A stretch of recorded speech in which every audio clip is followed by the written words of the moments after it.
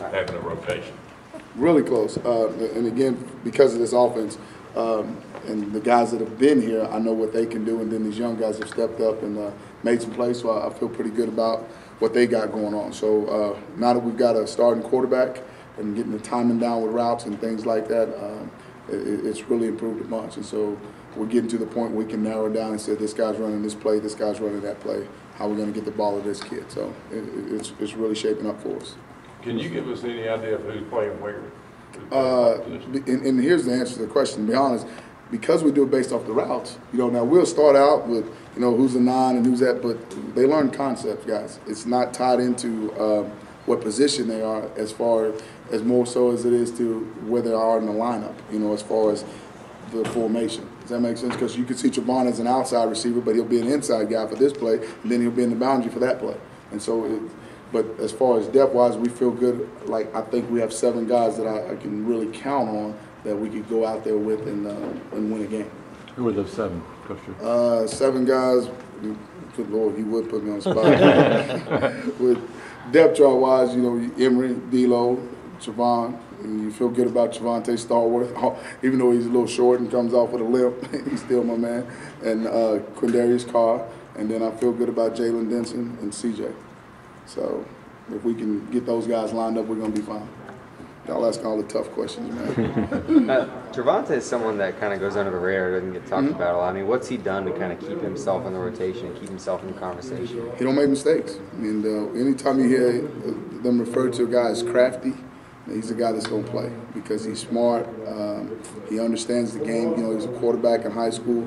We love those type of athletes that you can put just about anywhere, and they're going to know what to do. And he's like Cody Burns was for me last year. He was a catch-all. If one of those guys aren't doing right, I can stick him out there, and he'll take over for us. The 7 guys you just mentioned, 5 of those guys play quarterback in high school. Absolutely. Yep, and then I got a nice Louisiana flavor to my room with D'Lo and Javonte.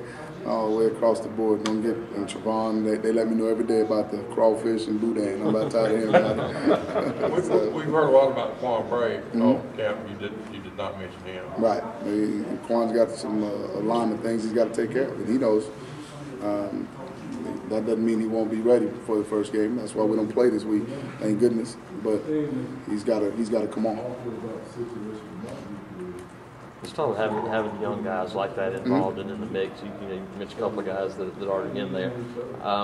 Having guys like Emory and Lutz out there to help guys along too. How big is that for those? That's huge. Lutz is like a coach, and so is Emory. I mean, they're now speaking the same language that we speak, and because we've all been in the same system for 3 years, it really helps, and that gives us an advantage when they're in there next to the guy. He may say it a little bit better than the way I said it, or sometimes players don't understand, don't listen to the tone that I say it in, listen to what I say.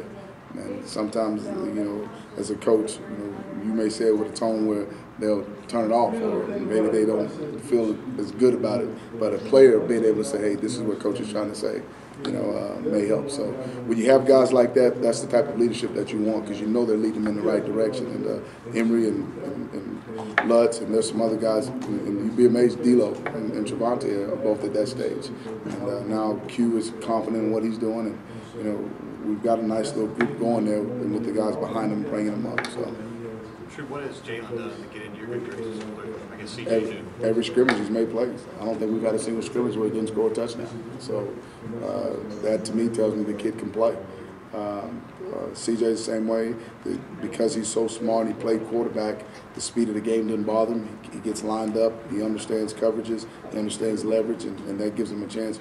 Plus, it doesn't hurt that he's 6'5", about 230. He's a biscuit away from 235. So that helps him out a bunch, too, because he uses his height and his weight for an advantage when he matches up on DBs.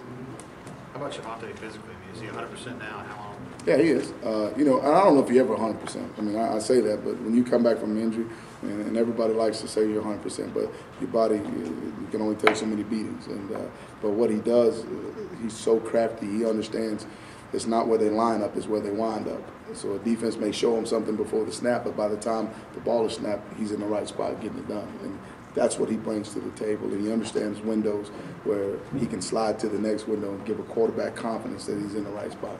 in our offense is so big that the quarterback and wide receiver are on the same page. That's why it was so important for us to name the starter so that we can rep just him and those guys and get that timing down. I mean, going back to Jalen, you said he gets it done, he catches touchdowns. What does he do? Does he just know how to get open, or is he super skilled? I mean, what's making him so effective? Oh, he's well coached, is what it is. What he does is he pays attention to detail. If I tell him to take a 6-inch step, he does that. If I tell him that the route is 15 yards to 22 yards, he does it. When you look on tape, that's what you get from him. And then he's not afraid to block. I mean, he's physical when he's on that perimeter, and you guys know how important it is for my guys to be on that perimeter blocking because we have so many weapons in that backfield that when we get them on the edge, we want those guys to be successful. So he does that well. You know, he came from a physical program. You know, obviously at Hoover, they know how to be physical, and that helped him coming into it. But the speed of the game didn't pass him up, and that's what I've been proud of him going out there, and it was no different for him. He just took the bull by the horn and went with it. So he's impressed me because, like I said, he scored a touchdown in almost every scrimmage that we've had.